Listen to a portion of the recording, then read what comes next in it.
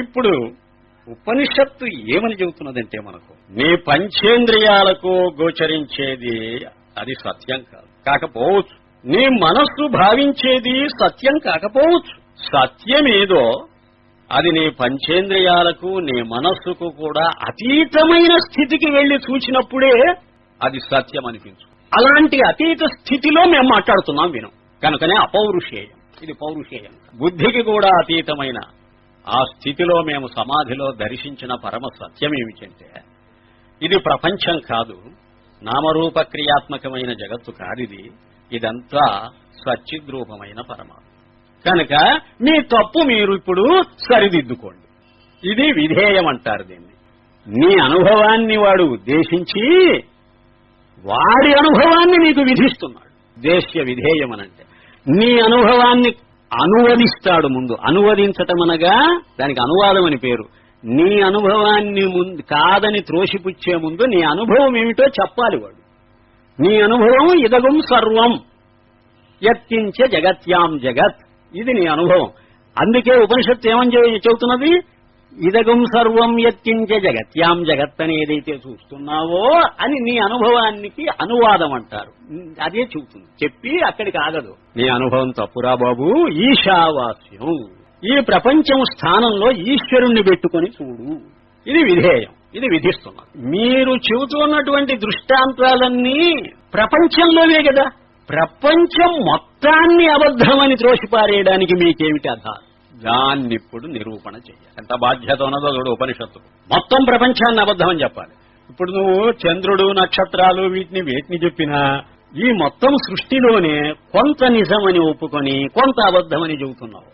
మా పాయింట్ అది కాదు. నీవిప్పుడు మొత్తం సృష్టి అంతా అసత్యమని త్రోసిపారేశావు. మరి సత్యం ఏమిటయ్యానంటే ఈశ్వర స్వరూపమే సత్యం అని ఉంటుంది. ఎలా చెప్పగలిగా? ఈశా అనే మాటలోనే ఉన్నదన్నాడు. ఏమిటి ఈశా అనంటే? ఈశా అంటే ఈశ్వరుని చేత అని అర్థం. ఈశ్వర ఈశా అనే మాటకు అర్థం ఏమిటంటే ఈశనం చేసేవాడెవడో వాడు ఈశ్వర.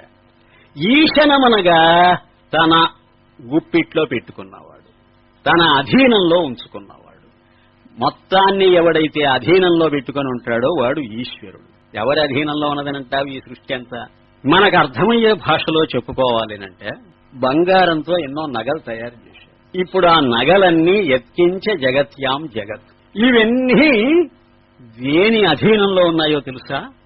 కమ్మల అధీనంలో కాసుల దండలు లేవు, కాసుల దండల అధీనంలో గాజులు లేవు, గాజుల అధీనంలో వడ్డాణం లేదు, వడ్డాణం అధీనంలో మరొకటి లేదు. దేని పాటికి అది ఇండిపెండెంట్. నీకు నాకేం సంబంధం అంటాయి ఒకదాన్నొకటి. కానీ అన్నింటినీ నోరు మూయిస్తున్నది ఒకటి. ఏమని?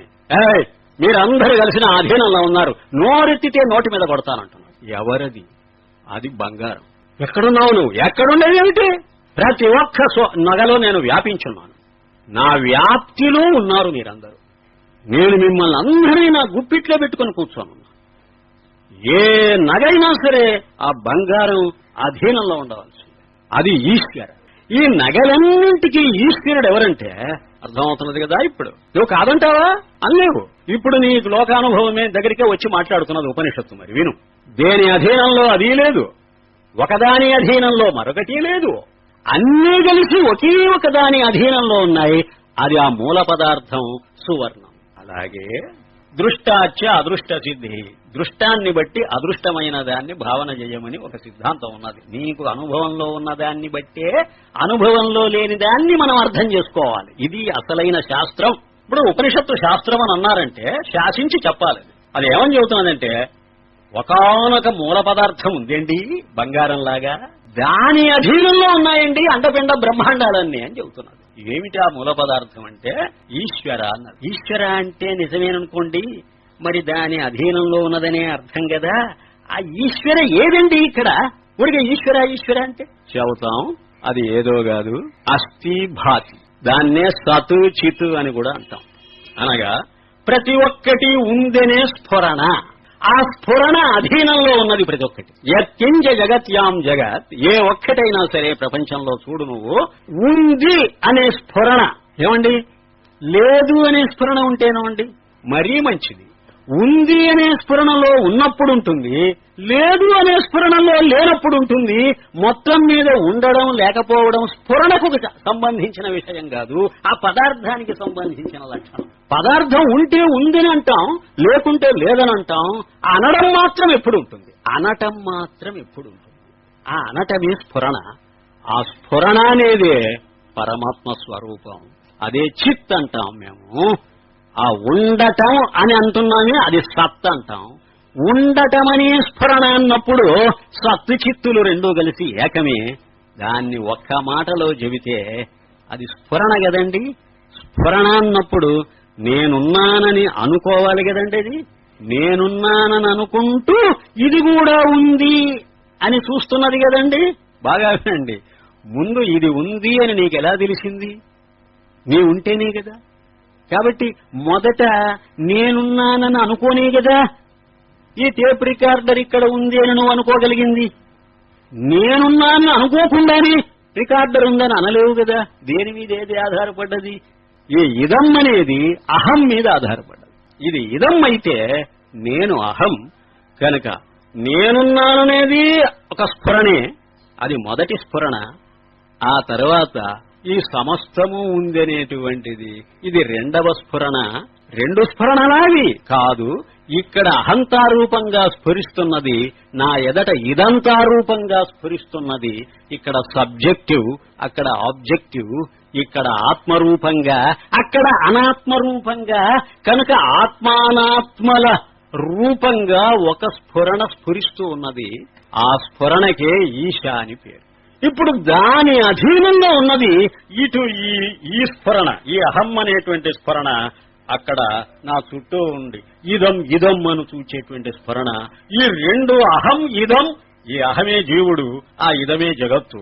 ఈ జీవ జగత్తుల రెండింటి యొక్క ఏ స్ఫురణ ఉందో ఆ స్ఫురణ రాజ్యం చేస్తున్నది జీవుడి మీద, ఆ జగత్తు మీద. ఆ స్ఫురణలోనే నేను జీవుణ్ణని నాకు తెలుస్తూ ఉన్నది, నేను చూస్తున్నది జగత్ అని తెలుస్తూ ఉన్నది. కనుక ఆ స్ఫురణలోనే ఈ రెండు ఉన్నాయి. ఇది ఆధేయం, అది ఆధారం, మొత్తానికి ఆధారం. అది ఇప్పుడు అర్థమైంది కదా. అది ఈశ అనే మాటకు అర్థం. కనుక ప్రతి ఆధేయము వ్యాపించి ఉండడమే కాక ప్రతి ఆధేయము యొక్క స్వరూపం కూడా అది. ఇప్పుడు బంగారము ప్రతి నగను వ్యాపించి ఉందని చెప్పావు, నిజమే. నగ కూడా బంగారం కాదా? నగను వ్యాపించటమేనా అది చేస్తున్న పని? నగ యొక్క స్వరూపం కూడా కనకమే కదా. దీనికే అంతర్వ్యాప్తి, బహిర్వ్యాప్తి, స్వరూప వ్యాప్తి అని పేరు పెట్టారు. బంగారము ఒక ఆభరణము లోపల ఉన్నదంటావా, అది అంతర్వ్యాప్తి. దాని వెలపల సర్ఫేస్, దాని ఉపరితలం కూడా బంగారమేనంటావా, అది బహిర్వ్యాప్తి.